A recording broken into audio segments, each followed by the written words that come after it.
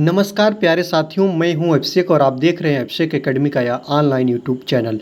दोस्तों, आज की वीडियो आपके लिए बहुत महत्वपूर्ण होगी क्योंकि आज की वीडियो में हम पर्यावरण अध्ययन से जो रिलेटिव विगत वर्ष में जितने भी प्रश्न बने हैं टॉपिक के, उस प्रश्नों को हल करेंगे और उस प्रश्नों से रिलेटिव प्रश्न को हल करेंगे कि ऐसे कितने प्रश्न हैं जो इससे रिलेटिव बने हुए हैं और आगामी एग्जाम में कौन से प्रश्न बन सकते हैं। तो आज की श्रृंखला आपके एग्जाम के लिए काफ़ी मददगार होगी। जैसा कि आप लोग जानते हैं, आयोग द्वारा आपका यूपी टेट नोटिफिकेशन जारी कर दिया गया है कि जो आपका 2026 जनवरी में कराने जाने वाला है। ठीक है, तो आज की वीडियो को पूरा अंत तक देखेंगे।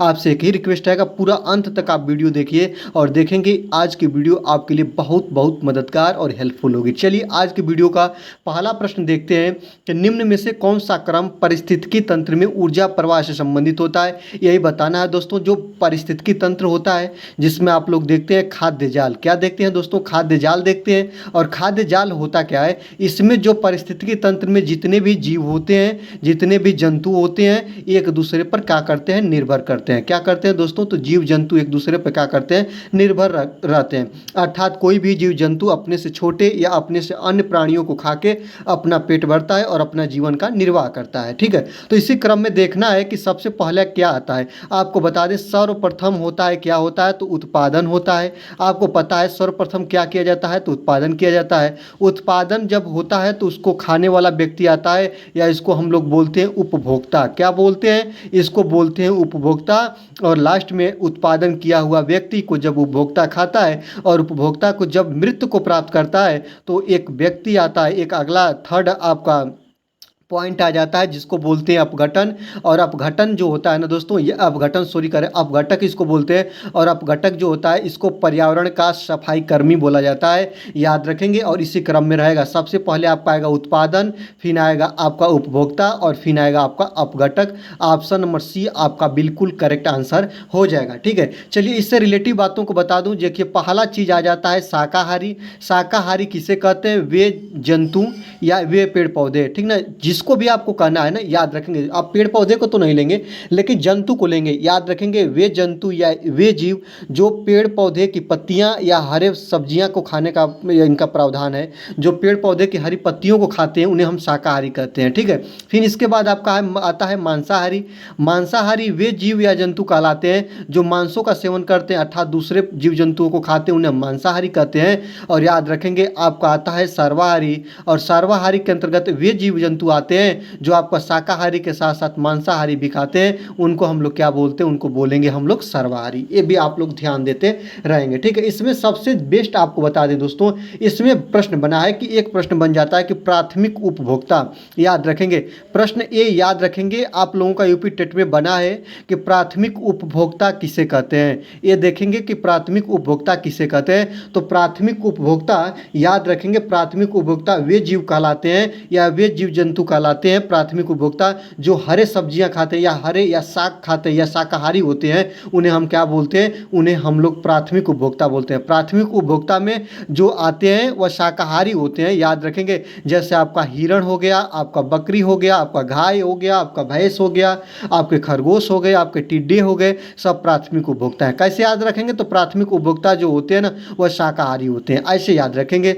चलिए आपको मैं बता दूं, फिर इसके बाद आगे देखिएगा कि जो द्वितीयक उपभोक्ता होते हैं ना दोस्तों, याद रखेंगे। जो द्वितीयक उपभोक्ता होते हैं ये मांसाहारी होते हैं, याद रखेंगे। या तो ये सर्वाहारी को खाते हैं, याद रखेंगे, या तो ये शाकाहारी इनका भोजन होता है। दोनों चीज़ों को याद रखेंगे। द्वितीयक जो होते हैं क्या होते हैं दोस्तों, तो द्वितीयक जो होते हैं वो मांसाहारी होते हैं। ये आपको याद रखेंगे। ये प्रश्न बना है, याद रखेंगे। थोड़ा डिफिकल्ट हो रहा होगा लेकिन ये प्रश्न बना है। प्राथमिक उपभोक्ता क्या होते हैं, तो शाकाहारी जो भी होते हैं उनको प्राथमिक उपभोक्ता बोलते हैं। और द्वितीयक उपभोक्ता किसे कहेंगे, तो याद रखेंगे मांसाहारी जो जीव हैं उनको हम लोग द्वितीयक उपभोक्ता बोलेंगे। ये बात आप ध्यान रखेंगे। चलिए आपको ले चलते हैं हम लोग तृतीयक उपभोक्ता के तरफ। तो ये जो होते हैं तृतीयक उपभोक्ता क्या कहलाते हैं, यहाँ पे देखिए मैं लिख दे रहा हूँ कि जो तृतीयक उपभोक्ता होते हैं ना वह द्वितीयक उपभोक्ता को और प्राथमिक उपभोक्ता दोनों को एक रूप से देखिए तो खाते हैं, याद रखेंगे। इनको हम लोग बोलते हैं तृतीयक उपभोक्ता, याद रखेंगे। ये जो होते हैं ना, याद रखेंगे। ऐसा तो आप प्राथमिक उपभोक्ता को न ध्यान में रखिए लेकिन द्वितीयक को ध्यान में रखिए कि जो आपके तृतीयक होते हैं वो किसको खाते हैं, द्वितीयक को खाते हैं, याद रखिएगा। ये मांसाहारी होते हैं। क्या होते हैं दोस्तों, तो ये भी मांसाहारी होते हैं। और इसका एग्जाम्पल पूछे तो चील को याद रखिएगा, बड़ी मछलियों को याद रखिएगा, बाज को याद रखिएगा, गिद्ध को याद रखिएगा, ये चीज़ होता है। ठीक है, इतने बात को आप लोग याद रखेंगे। अगर आपसे कोई पूछे कि खाद्य जाल क्या होता है, याद रखेंगे, आपसे कोई पूछे कि खाद्य जाल क्या होता है, तो खाद्य जाल जो होता है ना, या जितने भी जीव जंतु होते हैं वह एक दूसरे पर निर्भर करते हैं या एक दूसरे से अपना भोजन प्राप्त करते हैं, यही खाद्य जाल होता है, एक दूसरे पर आश्रित जो जीव जंतु होते हैं। ठीक ना, प्राथमिक द्वितीयक पर, द्वितीयक तृतीयक पर, इसमें ऐसी क्रम पे एक दूसरे पर आश्रित होते हैं। ठीक है, आपको बता दें यहाँ पे एक प्रश्न और बना है यूपी टेट में कि मृतक भक्षी किसे कहते हैं, तो याद रखेंगे मृतक भक्षी किसे कहेंगे, तो वे याद रखेंगे, आप मृतक भक्षी को याद रखने के लिए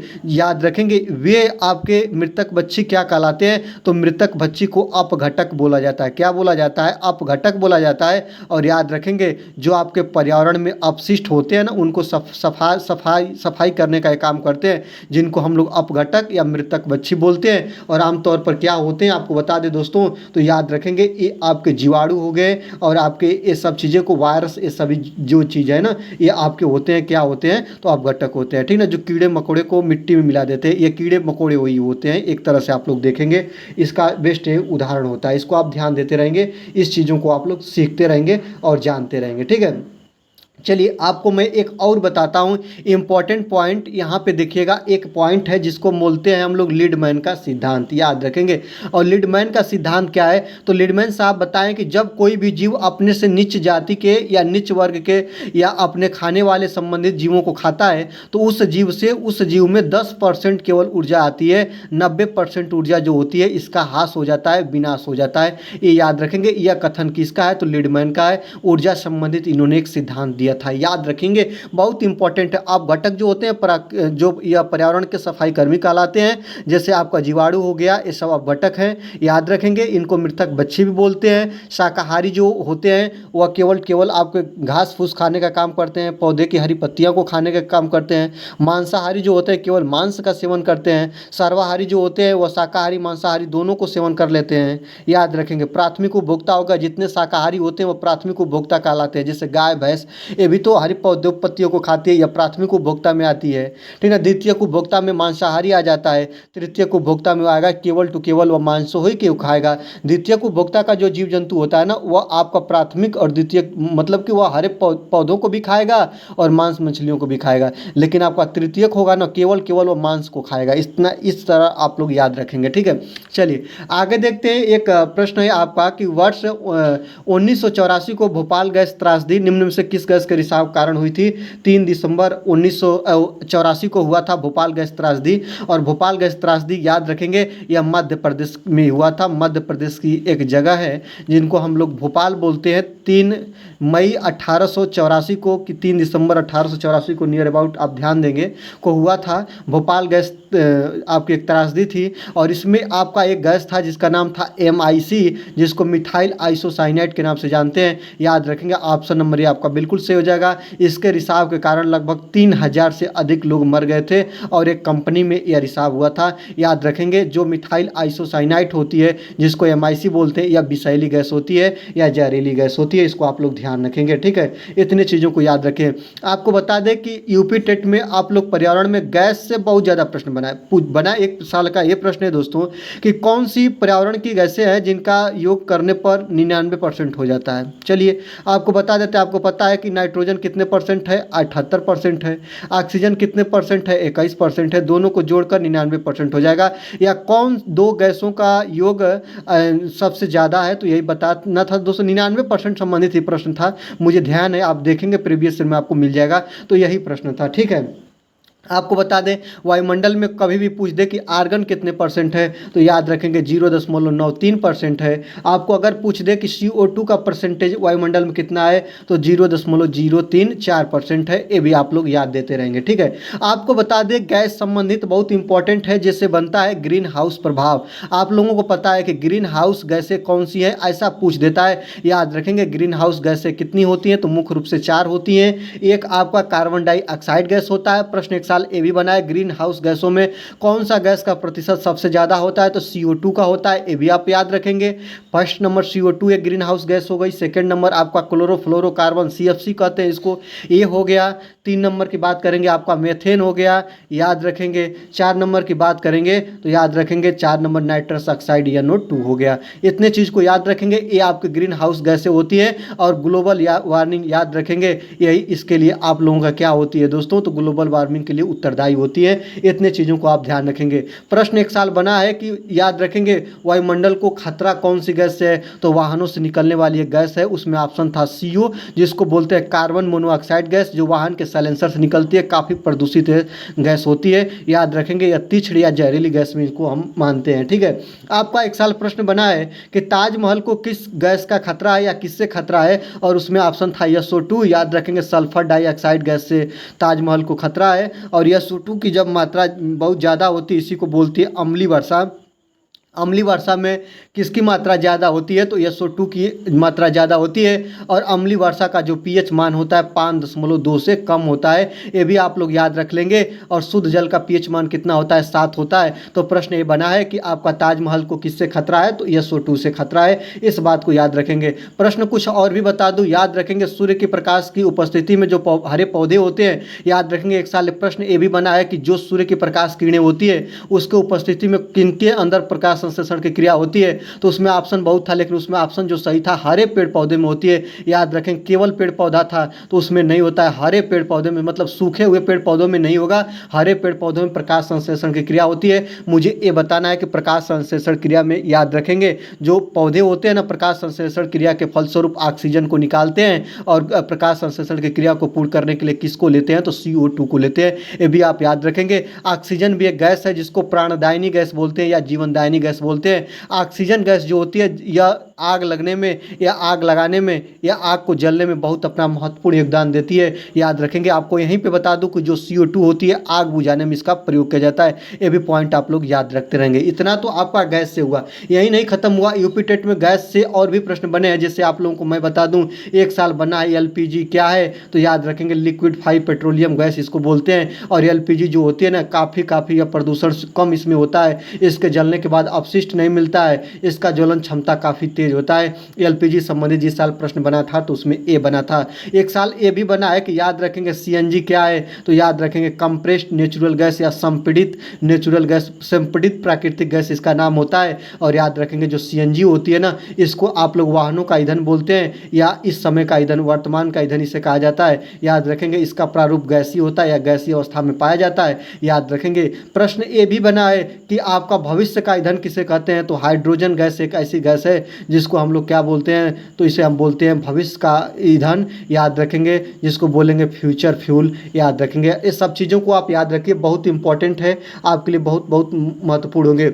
आपको बता दें, अगर भोपाल गैस त्रासदी और प्रदूषण संबंधित बात आ जाती है, तो एक साल प्रश्न ये भी बना है कि प्रदूषण की माप कैसे किया जाता है, तो याद रखेंगे प्रदूषण की माप जो भारत में एक संस्था है जो करती है, जिसका नाम है केंद्रीय प्रदूषण नियंत्रण बोर्ड, याद रखेंगे। इसको क्या बोलते हैं, तो केंद्रीय प्रदूषण नियंत्रण बोर्ड इसका नाम होता है, इसको भी आप याद रखेंगे। भारत में प्रदूषण मापन करने की कौन सी आपकी संस्था है, तो केंद्रीय प्रदूषण नियंत्रण बोर्ड है। इतने बातों को याद रखेंगे, ठीक है। आगे देखेंगे MS स्वामीनाथन क्या हैं, आप बताइएगा दोस्तों, बहुत इंपॉर्टेंट है कि आपके MS स्वामीनाथन क्या है। पत्रकार थे कि कृषि वैज्ञानिक थे कि आपका परिस्थितिकी वैज्ञानिक थे कि आपका पक्षी वैज्ञानिक थे, आपको बता दें, जब आप देखिएगा कि MS स्वामीनाथन क्या थे, तो याद रखेंगे यह एक कृषि वैज्ञानिक थे। याद रखेंगे MS स्वामीनाथन को हरित क्रांति का जनक कहा जाता है, याद रखेंगे। किस क्रांति का, हरित क्रांति का। हरित क्रांति किसे कहते हैं, तो आधुनिक खाद बीजों द्वारा, याद रखेंगे, अधिक से अधिक फसल उत्पन्न करना ही हरित क्रांति कहलाती है, इस बात को याद रखेंगे। हरित क्रांति का जनक कौन है, MS स्वामीनाथन है। और यह क्या थे, तो एक कृषि वैज्ञानिक थे। ऑप्शन नंबर बी आपका बिल्कुल करेक्ट आंसर हो जाएगा, ठीक है। आपको बता दें, बहुत ऐसी चीज़ें होती है, बहुत पूछ देता है कि श्वेत क्रांति का संबंध किससे है, तो श्वेत क्रांति का संबंध अगर पूछ दे तो आप बताएंगे दूध से है। अगर आपसे पूछ दे कोई कि नीली क्रांति का संबंध किससे है, तो याद रखेंगे नीली क्रांति का जो संबंध है वह मत्स्य पालन से है, मछली अधिक से अधिक उत्पादन से है। आपसे अगर कोई पूछ दे, मुख्य चीज़ें मैं बता दे रहा हूँ, पीली क्रांति का संबंध किससे है, तो याद रखेंगे तिलहन उत्पादन से है। पीली क्रांति का संबंध किससे है दोस्तों, तो तिलहन उत्पादन से है। आपसे अगर कोई पूछ दे कि भूरी क्रांति का संबंध किससे है, तो याद रखेंगे भूरी क्रांति का जो संबंध है वह उर्वरक से है, याद रखेंगे। इतने चीज़ों को आप बहुत ध्यान से देखते रहेंगे, ठीक है। चलिए आगे लेके चलते हैं। रेड डाटा बुक किससे संबंधित है, याद रखेंगे रेड डाटा बुक नदियों में प्रदूषण से है, कि घटता भूगर्भ जल स्तर से है, कि विलुप्ति के करीब जीव से है, कि वायु प्रदूषण से है। बता दें दोस्तों, जो आपके रेड डाटा बुक है ना, याद रखेंगे रेड डाटा बुक में उन जीव जंतुओं का या उन पेड़ पौधों का उसमें वर्णन किया जाता है जो विलुप्ति के करीब जीव हैं। याद रखेंगे जो आपका विलुप्त के करीब आपके जीव होते हैं ना, उनको हम रेड डाटा बुक के अंतर्गत रखते हैं। कहाँ पे रखते हैं, तो रेड डाटा बुक के अंतर्गत रखते हैं। ऑप्शन नंबर सी आपका बिल्कुल करेक्ट आंसर हो जाएगा, इसको आप ध्यान रखेंगे। आपको बता दें इसी क्रम में आगे आपको बता दें, बहुत बार बना है वन्य जीव सुरक्षा अधिनियम कब लागू हुआ, याद रखेंगे वन्य जीव सुरक्षा अधिनियम क्यों आया। मैं आपको बता दूं दोस्तों कि जो वन्य जीव सुरक्षा अधिनियम है, वन्य जीव सुरक्षा अधिनियम है, यह वन में निवास करने वाले जितने भी जीव जंतु हैं उनको सुरक्षा प्रदान करने के लिए आया। और वन्य जीव सुरक्षा अधिनियम एक साल बना है कि कब लागू हुआ, याद रखेंगे वन्य जीव सुरक्षा अधिनियम 1972 में आया। याद रखेंगे आया है कब, तो 1972 में, और लागू इसको मुख्य रूप से 5 जून 1973 को किया गया। और आप लोगों को बता दें 5 जून को विश्व पर्यावरण दिवस मनाया जाता है। प्रत्येक वर्ष के 5 जून को क्या मनाया जाता है, तो विश्व पर्यावरण दिवस मनाया जाता है। कब से मनाया जाता है, तो 5 जून 1973 से ये हर वर्ष प्रत्येक वर्ष मनाया जाता है। इस बात को आप लोग याद रखेंगे, ठीक है। इतने चीज़ों को आप ध्यान देते रहेंगे। इसके बाद मैं आपको बता दूं, जंतुओं को संरक्षण के लिए सरकार द्वारा अनेक अभ्यारण्य बनाए गए हैं। और याद रखेंगे इस अभ्यारण्य से प्रश्न बना है, कौन कौन से बने मैं आपको बता दूं, बहुत चर्चित है, इसको तो याद रखना या अपने मन में आज ही बैठा लो दोस्तों। गिर राष्ट्रीय उद्यान कहाँ है, या गिर राष्ट्रीय उद्यान किसके संरक्षण के लिए प्रसिद्ध है, याद रखेंगे। पूरा हम लिखेंगे नहीं, टाइम आपका व्यस्त होगा। गिर राष्ट्रीय उद्यान कहाँ पे है दोस्तों, तो यह गुजरात में है। किसके संरक्षण के लिए चर्चित है, तो याद रखेंगे यह शेर के संरक्षण यहाँ पे होता है। गिर राष्ट्रीय उद्यान पूछ देता नहीं, पूछा है कि गिर राष्ट्रीय उद्यान कहाँ है, गुजरात में है। कई बार पूछा है किसके लिए संबंधित है, तो शेर के लिए है, ठीक है। आपको बता दें बहुत इंपॉर्टेंट है, जिम कॉर्बेट राष्ट्रीय पार्क कहाँ पे है दोस्तों, याद रखेंगे जिम कॉर्बेट राष्ट्रीय उद्यान जो है ना आपका उत्तराखंड पे है। कहाँ पे है दोस्तों, याद रखेंगे जिम कॉर्बेट राष्ट्रीय जो आपका उद्यान है वह उत्तराखंड में है। इस बात को भी आप लोग याद रखेंगे। और जिम कॉर्बेट आपका राष्ट्रीय पार्क जो है या नेशनल पार्क जो है, यह भारत का पहला राष्ट्रीय उद्यान है। ये बात आप याद रखेंगे, इस बात को आप बहुत ध्यान से रखेंगे। नंदा देवी राष्ट्रीय उद्यान कहाँ है, तो उत्तराखंड में, ये भी याद रख लीजिएगा नंदा देवी राष्ट्रीय उद्यान। फूलों की घाटी कहाँ है, कोई पूछे तो फूलों की घाटी कहाँ पे है दोस्तों, तो फूलों की घाटी कहाँ है दोस्तों, उत्तराखंड में। पहाड़ों का शहर कहाँ पे कहते हैं, या पहाड़ी कहाँ पे सबसे ज़्यादा है, तो उत्तराखंड में है। देवों की भूमि कहाँ है दोस्तों, उत्तराखंड में। ये सब चीज़ बन सकता है, इसको आप लोग याद रखेंगे। फूलों की घाटी कहाँ है दोस्तों, तो याद रखेंगे ये भी आपका कहाँ पे है, उत्तराखंड में। मैं आपको बता रहा हूँ, बहुत इंपॉर्टेंट है, इसको आप तो याद रखना। ये कई बार बुना है कि काजीरंगा राष्ट्रीय नेशनल पार्क कहाँ पे है, याद रखेंगे काजीरंगा राष्ट्रीय नेशनल पार्क जो एक सिंह के गैंडे के लिए प्रसिद्ध है। किसके लिए दोस्तों, तो एक सिंह के गैंडे के लिए काजीरंगा राष्ट्रीय नेशनल पार्क। और है कहाँ पे, आपको बता दें दोस्तों, यह असम में है। कहाँ पे दोस्तों, असम में। एक साल ये भी प्रश्न बना है कि जो असम में एक लोक नृत्य है जो प्रसिद्ध है, क्या है उसका नाम, तो बिहू है। ये भी आप याद रखेंगे, असम का एक लोक नृत्य काफी प्रसिद्ध है जिसका नाम है बिहू। ये भी आप लोग याद रखेंगे। एक प्रश्न मैं ये भी बता दूं, दुधवा राष्ट्रीय उद्यान कहाँ है, तो याद रखेंगे यह एकमात्र यूपी का बहुत बढ़िया राष्ट्रीय उद्यान है, यूपी का दुधवा राष्ट्रीय उद्यान। अगर यूपी के लिए पूछ रहा है तो केवल आप ये बता दीजिए। अगर पूछे कहाँ, तो लखीमपुर खीरी में है। यूपी के कहाँ पे है दोस्तों, तो यूपी के लखीमपुर खीरी में दुधवा राष्ट्रीय नेशनल पार्क। आप लोग इसको भी ध्यान रखते रहेंगे। इतना चीज़ है जो आप लोगों की परीक्षा में बना हुआ है, सभी चीज़ों को मैं एक जगह कलेक्ट करके आपको बता रहा हूँ। वीडियो बहुत अच्छी लग रही है दोस्तों, तो आपसे एक छोटा सा मेरा निवेदन है, मैं आपसे एक ही रिक्वेस्ट करता हूँ कि आप चैनल पर नए हैं तो सब्सक्राइब मत करिए चलेगा, लेकिन वीडियो को लाइक करिए। वीडियो लाइक करते हैं दोस्तों तो अंदर से एक मोटिवेशन जगता है, और आपके लिए मैं अलग अलग प्रकार की वीडियो लाता हूँ। आप वीडियो को देखे होंगे, जितने मेरे लोग सब्सक्राइबर हैं उतने लोग तो देखे ही होंगे कि मैं ऐसी ऐसी वीडियो लाता हूं जो आगामी एग्जाम में आपके लिए महत्वपूर्ण होगी। मैं हर साल के प्रश्नों को, उससे संबंधित रिलेटिव प्रश्नों को ढूंढ कर लेकर आ जाता हूं। उससे रिलेटिव कौन से प्रश्न बन सकते हैं उसको ला सकता हूं, और इतना लाने से आपका आगामी एग्जाम के लिए प्रिपरेशन काफ़ी वेस्ट होगा। वीडियो में आप लोग अंत तक पूरा देखिएगा और ये वीडियो आपके लिए मदद होगी आगामी एग्जाम में, इस बात को याद रखेंगे। चलिए 5 नंबर की बात करेंगे। ओजोन परत का अधिकतम ह्रास निम्न में से किस पर हुआ है यही बताना है दोस्तों। तो याद रखेंगे ओजोन परत का सबसे ज़्यादा ह्रास कहाँ पे हुआ है, तो याद रखेंगे आपका हुआ दक्षिणी ध्रुव पे। ऑप्शन नंबर बी आपका बिल्कुल करेक्ट आंसर हो जाएगा। इस बात को याद रखेंगे। ओजोन परत को O3 से डिनोट करते हैं। ओजोन दिवस बना है कब मनाया जाता है, 16 सितंबर को मनाया जाता है। विश्व पर्यावरण दिवस बन जाता है कब मनाया जाता है, 5 जून को बन जाता है। हिंदी दिवस कब मनाया जाता है, तो 14 सितंबर को मनाया जाता है। ये भी बहुत ज़्यादा बन गया है, ठीक है। फिर इसके बाद आप लोगों को विश्व हिंदी दिवस कब मनाया जाता है, 10 जनवरी को मनाया जाता है। विश्व एड्स दिवस कब मनाया जाता है, 1 दिसंबर को मनाया जाता है। ये प्रश्न आपके बने हैं, इसलिए आप इस चीज़ को याद रखेंगे। ओजोन परत का अधिकतम ह्रास निम्न में से कहाँ पे हुआ है, तो दक्षिणी ध्रुव पर हुआ है। प्रश्न ये भी बना है कि ओजोन परत जो होती है कौन से मंडल का हिस्सा है, तो याद रखेंगे ओजोन परत आपका समताप मंडल का हिस्सा है। ये भी याद रखेंगे। ओजोन जो परत होती है इसकी जो मोटाई होती है, ये भी प्रश्न बना है कि ओजोन परत की मोटाई किस में नापते हैं, तो डाप्सन इकाई में नापते हैं। किस में मापते हैं दोस्तों, डाप्सन इकाई में। इसको डीबी से दर्शाते हैं। ये भी चीज़ें आप लोग याद रखेंगे। अगर ओजोन परत न रहे तो सूर्य की पराबैंगनी किरणें पृथ्वी पर आएंगी, और याद रखेंगे मनुष्य को इससे खतरा होगा। और सबसे ज़्यादा खतरा ये होगा ना दोस्तों, याद रखेंगे इससे मनुष्य में क्या कौन सा रोग होगा, तो त्वचा कैंसर होगा।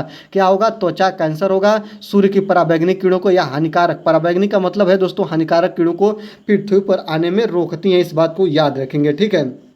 इस बात को याद रखेंगे। याद रखेंगे। मैं ये भी बता दूं, श्वेत प्रकाश किरण किसे बोलते हैं, तो सूर्य की प्रकाश किरणों को श्वेत प्रकाश की किरण बोलते हैं। प्रिज्म से गुजारने पर 7 रंगों में विभक्त हो जाती है। अगर रंगों की बात करें तो इसको VIB ग्योर बोलते हैं, VIBGYOR से इसको याद रखते हैं। Red, orange, yellow, green, blue, indigo और वायलेट, यही क्रम होता है। सबसे ज़्यादा विचलन किसका होता है, तो याद रखेंगे सबसे ज़्यादा सूर्य की प्रकाश किरणों में विचलन होता है बैगनी का, और सबसे कम किसका होता है अगर पूछे तो सबसे कम विचलन होता है रेड अर्थात लाल का। याद रखेंगे किसका होता है दोस्तों, लाल का। इसका तरंग दैर्घ्य सबसे ज़्यादा होता है, इस कारण इसका जो विचलन होता है सबसे कम होता है। इसी कारण जो सिग्नल होते हैं वो किसके बनाए जाते हैं, रेड कलर के बनाए जाते हैं। राइट बात। चलिए आगे ले चलते हैं, 6 नंबर की बात देखेंगे। अब हम थोड़ा वीडियो लंबी हो रही है इसलिए हम शार्ट करके पढ़ाते चल रहे हैं कि दूध से दही बनाने की प्रक्रिया को क्या कहते हैं, तो दूध से जो दही बनाने की प्रक्रिया है इसको हम लोग क्या बोलते हैं, किण्वन बोलते हैं। ऑप्शन नंबर सी आपका बिल्कुल से हो जाएगा। या आपको बता दें कि दूध से जो दही बनाने की प्रक्रिया है वह आपका एक जीवाणु है। क्या है दोस्तों, जीवाणु है, जिसको क्या बोलते हैं, लैक्टोबैसिलस बोलते हैं। क्या बोलते हैं दोस्तों, याद रखेंगे इसको बोलते हैं लैक्टोबैसिलस। क्या बोलते हैं, बैसिलस बोलते हैं, लैक्टोबैसिलस। और यही जीवाणु होता है जो दूध को किस में कन्वर्ट कर देता है, तो याद रखेंगे लैक्टोबैसिलस जो होता है दूध को दही में परिवर्तित कर देता है। और ये क्या होता है, याद रखेंगे यह जीवाणु होता है, इसको भी याद रखेंगे। और याद रखेंगे दूध की शुद्धता की माप कैसे करते हैं, तो लैक्टोमीटर से करते हैं। ये भी चीज़ आप याद रखेंगे, ये भी प्रश्न बन सकता है। याद रखेंगे कैसे करते हैं दोस्तों, तो लैक्टोमीटर से करते हैं। इसी क्रम में मैं बता दूं, ये भी प्रश्न बना है कि तापमान की मापन किस में करते हैं, तो तापमान किससे मापा जाता है, थर्मामीटर से मापा जाता है।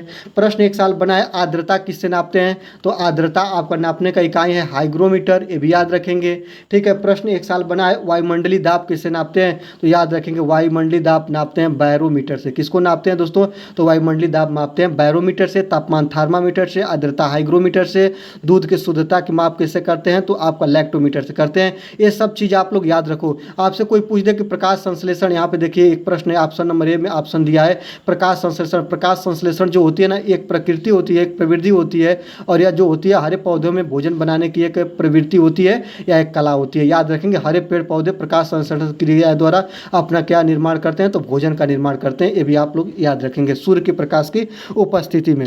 आगे देखते हैं भू परिस्थितिकी तंत्र में ऊर्जा का महत्वपूर्ण स्रोत क्या है, आपको ये बता दें दोस्तों। तो याद रखेंगे जो आप लोगों को इसमें ध्यान देंगे, जो यहाँ पे मैं आपको बताया है, इसमें एक साल बना है ना कि ध्वनि की माप किस में किया जाता है, तो याद रखेंगे ध्वनि की माप हम करते हैं डेसिबल में। ये भी प्रश्न बना हुआ है, इसको याद रखेंगे। एक साल बना है कि शुद्ध जल की माप कैसे करते हैं, या नदियों में प्रदूषण की माप किसके माध्यम से करते हैं, तो BOD के माध्यम से करते हैं, जिसको बोलते हैं बायोलॉजिकल ऑक्सीजन डिमांड। अर्थात जल में ऑक्सीजन की मात्रा जाँच कर ही हम जल की शुद्धता का पता लगाते हैं। ये भी आप लोग याद रखेंगे, ठीक है। आगे देखते हैं भू परिस्थितिकी तंत्र में ऊर्जा का महत्वपूर्ण स्रोत क्या है, पृथ्वी पर, भू का मतलब पृथ्वी है, पारिस्थितिकी जो तंत्र है पृथ्वी पर, इस पर या याद रखेंगे पूरे भारत में आप लोग या पूरे विश्व में कहीं भी ऊर्जा का सबसे बड़ा स्रोत पूछे तो पृथ्वी पर जो सबसे ऊर्जा का बड़ा स्रोत है ना वह सूर्य है, सन है। इससे बहुत ज़्यादा ऊर्जा हमें प्राप्त होती है, याद रखेंगे। ऑप्शन नंबर ये आपका बिल्कुल सही हो जाएगा। सूर्य क्या है? तो सूर्य एक तारा है। सूर्य से प्रकाश किरण जो आती है वह निर्वात से होकर गुजरती है। सूर्य की प्रकाश की चाल जो होती है 3 लाख किलोमीटर पर सेकेंड होती है, याद रखेंगे। सूर्य से हमें कौन सी विटामिन मिलती है? तो विटामिन हमें कौन सी मिलती है? डी मिलती है, याद रखेंगे। सूर्य के प्रकाश किरणों को पृथ्वी पर आने में 8 मिनट 20 सेकंड का समय लगता है, ये भी आप लोग याद रखेंगे। ये सब चीज़ें बहुत इंपॉर्टेंट है। सूर्य के केंद्र का तापमान 6000 डिग्री सेल्सियस होता है, ये भी याद रखेंगे। सब चीज़ को ध्यान देते रहेंगे, ये चीज़ें आपके लिए बहुत महत्वपूर्ण है। जब इसको आप ध्यान से देखेंगे तो आपको मिल जाएगा। सूर्य क्या है आपको बता देना, सूर्य एक तारा है और सूर्य अपने स्थान पर टिका रहता है और इसके चारों तरफ क्या कौन सी गति करते हैं? ग्रह। कौन गति करते हैं? ग्रह। ग्रह से भी प्रश्न बना है। ग्रह कितने होते हैं आपको बता दें दोस्तों, ग्रहों की संख्या कितनी है? तो ग्रहों की संख्या 8 है, इस बात को याद रखेंगे। सूर्य से हमें कौन सी ऊर्जा प्राप्त होती है? तो याद रखेंगे सौर ऊर्जा प्राप्त होती है। बहुत ऊर्जा का सबसे बड़ा स्रोत पृथ्वी पर होता है, इसको याद रखेंगे। आपसे बता दें ग्रहों की संख्या 8 होती है। ग्रह से बहुत ज़्यादा प्रश्न ये बना कि सूर्य के सबसे पास ग्रह कौन है? तो सूर्य के पास के ग्रह की बात करें तो याद रखेंगे सूर्य के पास कौन सा ग्रह है भैया? याद रखेंगे बुध है। कौन सा ग्रह चमकीला है? किसे हम भोर का तारा या सुबह का तारा या शाम का तारा बोलते हैं? शुक्र को बोलते हैं। चमकीला ग्रह किसे बोलते हैं? शुक्र को बोलते हैं। पृथ्वी की बहन किसे बोलते हैं? शुक्र को बोलते हैं, याद रखेंगे। प्रश्न ये भी बना है कि नीला ग्रह किसे बोलते हैं या जीवन कहाँ पे पाया जाता है? तो पृथ्वी पर पाया जाता है। जल कहाँ पे पाया जाता है? पृथ्वी पर पाया जाता है, ये भी ग्रह है। प्रश्न ये भी बना है कि पृथ्वी का एकमात्र कौन सा उपग्रह है? तो याद रखेंगे पृथ्वी का एकमात्र जो आपका प्राकृतिक उपग्रह, याद रखेंगे जो प्राकृतिक उपग्रह है क्या है? चंद्रमा है, ये भी आप लोग याद रखेंगे। कौन सा है दोस्तों? तो चंद्रमा है। सबसे बड़ा ग्रह भी पूछ दे कि सबसे बड़ा ग्रह कौन है? तो पृथ्वी पर सबसे बड़ा ग्रह कौन होता है? अगर ऐसे पूछे तो बृहस्पति सबसे बड़ा ग्रह होता है। सबसे ज़्यादा उपग्रहों की संख्या किसकी होती है? तो बृहस्पति की होती है, ये भी आप लोग याद रखेंगे, ठीक है। चलिए आगे ले चलते हैं। निम्नलिखित में से कौन सा वृक्ष जैविक कीटनाशक का उत्पादक है? नीम है कि चीड़ है कि देवदार है कि ओक है? जब फसलों में आपका कीड़े लग जाते हैं तो जो आपका एक ऐसा इसमें एक ऐसा वृक्ष है जिसके वृक्ष की पत्तियों का या उसके फलों का छिड़काव हम खेतों में करते हैं और जैविक कीटनाशक का उत्पादक होता है, याद रखेंगे वह क्या होता है? नीम होता है। ऑप्शन नंबर ये आपका बिल्कुल सही हो जाएगा, ठीक है। चलिए आगे ले चलते हैं। राज्यसभा में होने वाली सभाओं की अध्यक्षता कौन करता है? आपको बता दिया दोस्तों, जो राज्यसभा में होने वाली सभाओं का अध्यक्षता कौन करता है? तो उपराष्ट्रपति करते हैं, याद रखेंगे। जो उपराष्ट्रपति होते हैं वो राज्यसभा के पदेन जो होते हैं ना अध्यक्ष होते हैं, याद रखेंगे। आपको अगर ऐसे प्रश्न बने कि लोकसभा और राज्यसभा की बैठक कौन बुलाता है, अगर बुलाने की बात करें तो बुलाने का काम करता है राष्ट्रपति। अगर आपको यही प्रश्न घुमा के पूछे कि राज्यसभा और लोकसभा के संयुक्त जब बैठक होती है, यहाँ पे लोकसभा हो गया राज्यसभा हो गया, दोनों की जब संयुक्त बैठक होगी तो इसकी अध्यक्षता कौन करेगा? तो याद रखेंगे लोकसभा अध्यक्ष करेगा। कौन करेगा दोस्तों? तो लोकसभा अध्यक्ष करेगा, वहाँ पर राष्ट्रपति नहीं करेंगे, ये आप ध्यान रखेंगे। बातों को आप समझते रहेंगे, ठीक ना। इतना बात बहुत इंपॉर्टेंट है, आप लोग याद रखेंगे। उपराष्ट्रपति का कार्यकाल कितना होता है? तो इसका कार्यकाल 5 वर्ष होता है, इस बात को आप ध्यान देते रहेंगे। आगे ले चलते हैं। भूकंप की तीव्रता नापने वाला यंत्र क्या होता है? तो इसको बोलते हैं सिस्मोग्राफ या भूकंप लेखमापी बोलते हैं। ऑप्शन नंबर सी आपका बिल्कुल सही हो जाएगा। सबसे ज़्यादा भूकंप कहाँ पे आता है? तो एक देश बहुत इससे पीड़ित है जिसका नाम है जापान, यहाँ पे भूकंप बहुत ज़्यादा आता है, ठीक है। आगे देखते हैं। निम्नलिखित में से वाहनी ईंधनों में किसको आजकल पर्यावरण स्नेही माना जाता है? पर्यावरण स्नेही का मतलब होता है दोस्तों, याद रखेंगे पर्यावरण को नुकसान न पहुँचाने वाला। कौन सा इस समय जो ईंधन के रूप में आज तक वाहनों में प्रयोग किया जा रहा है? इस समय किया जा रहा है डीजल है दोस्तों, इससे तो प्रदूषण फैलता है, पेट्रोल से भी फैलता है। द्रवित पेट्रोलियम गैस एलपीजी पर रोक है, एलपीजी का प्रयोग हम लोग नहीं करते हैं किसमें? वाहनों में। याद रखिए संपीड़ित प्राकृतिक गैस इसको बोलते हैं, जिसको आप लोग याद रखेंगे आप लोग इसको सीएनजी बोलते हैं, याद रखेंगे। कंप्रेस्ड नेचुरल गैस इसको बोलते हैं और यह जो है प्राकृतिक स्नेही। ऑप्शन नंबर डी आपका बिल्कुल सही हो जाएगा। इससे जो होता है प्रदूषण ना के बराबर फैलता है, इसको याद रखेंगे। प्रदूषण मुक्त ये आपकी गैसें हैं, ठीक है। आगे देखते हैं। सूर्य के निकटतम ग्रह कौन है? मैं अभी बताया हूँ, याद रखेंगे। सूर्य के सबसे पास ग्रह है, जिस ग्रह का नाम है क्या है दोस्तों? बुध है, याद रखते रहेंगे, ठीक है। कौन है दोस्तों? बुध है। ऑप्शन नंबर डी आपका बिल्कुल करेक्ट आंसर हो जाएगा। आगे देखते हैं, गिर राष्ट्रीय पार्क अभी बताएं कि गिर राष्ट्रीय पार्क यह शेरों के लिए प्रसिद्ध है और कहाँ पे है दोस्तों, गुजरात में है। ये बात याद रखेंगे। ऑप्शन नंबर बी आपका बिल्कुल सही आंसर हो जाएगा। मानव रुधिर वर्ग की खोज सर्वप्रथम किस वैज्ञानिक ने किया था?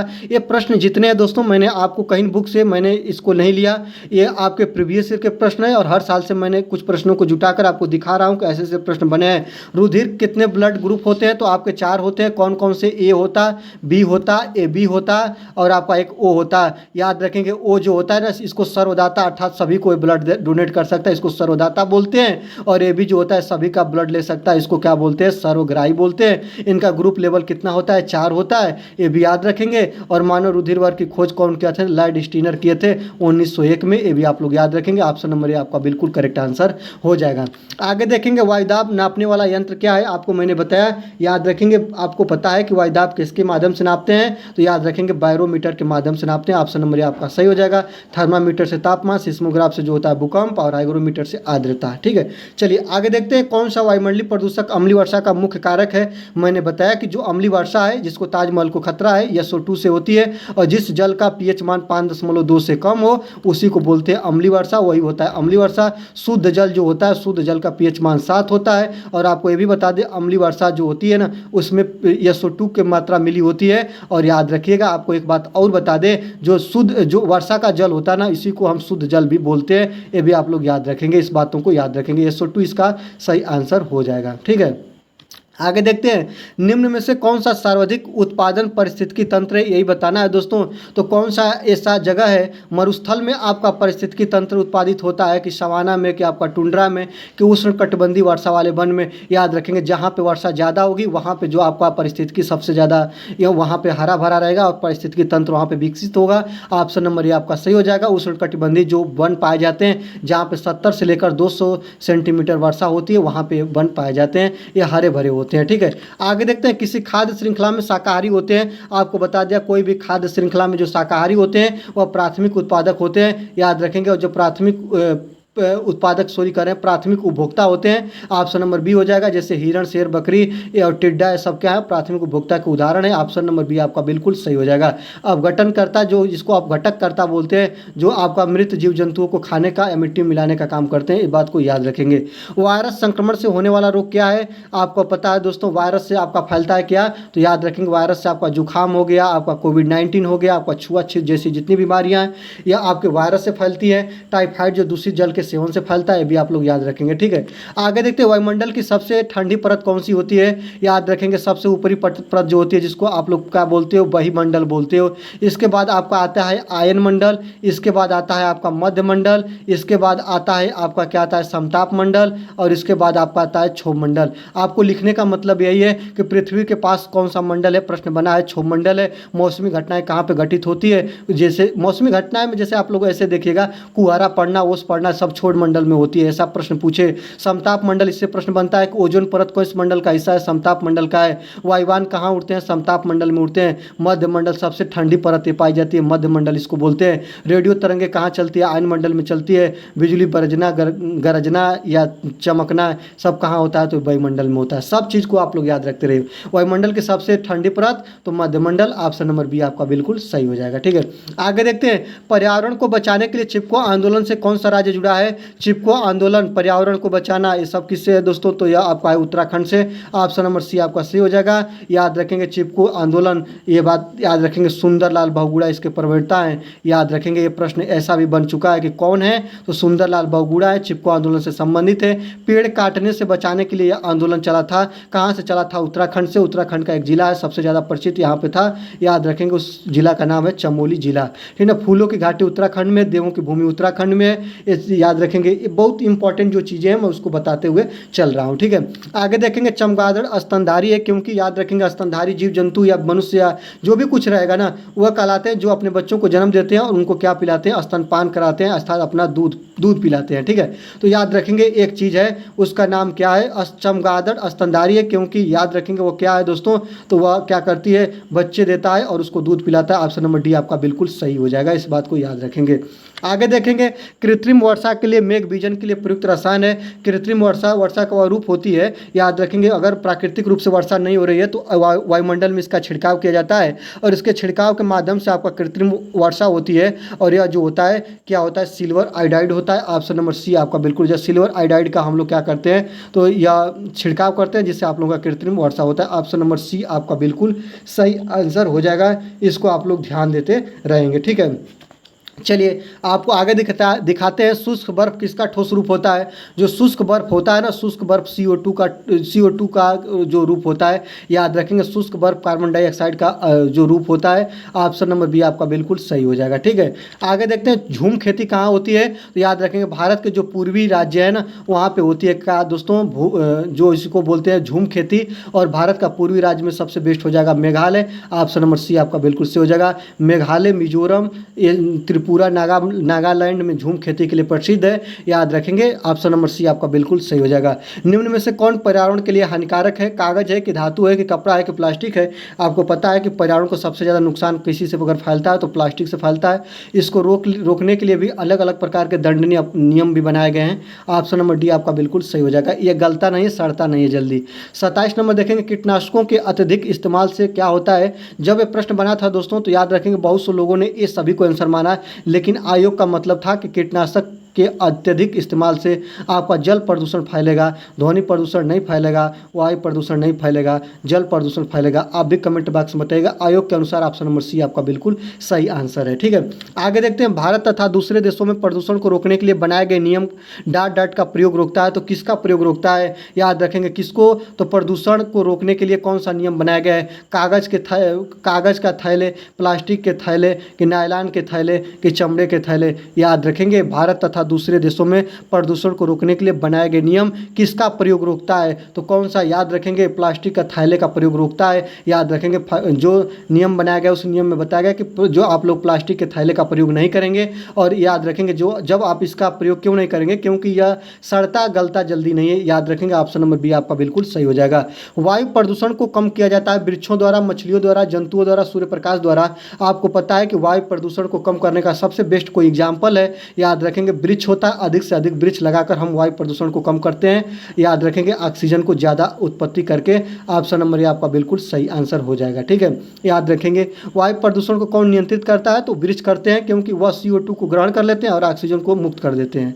ठीक ना, प्रदूषण को कम करते हैं, याद रखेंगे पॉल्यूशन को कम करने का काम करते हैं। तो आपके ट्री करते हैं, पौधे करते हैं, वृक्ष करते हैं। महासागरों में जल स्तर वृद्धि का कारण क्या होता है, तो याद रखेंगे ध्रुवीय प्रदेशों में बर्फ का पिघलना, कि अत्यधिक वर्षा का होना, कि अम्ल वर्षा का, इनमें से कोई नहीं। तो महासागरों में जो जल स्तर तेजी से वृद्धि होती है उसका मुख्य कारण होता है ध्रुवीय प्रदेश में बर्फ का पिघलना। ऑप्शन नंबर ए आपका बिल्कुल बिल्कुल करेक्ट आंसर हो जाएगा, इस बात को आप याद रखेंगे। दोस्तों आज की वीडियो में 30 प्रश्नों को आप लोगों ने देखा।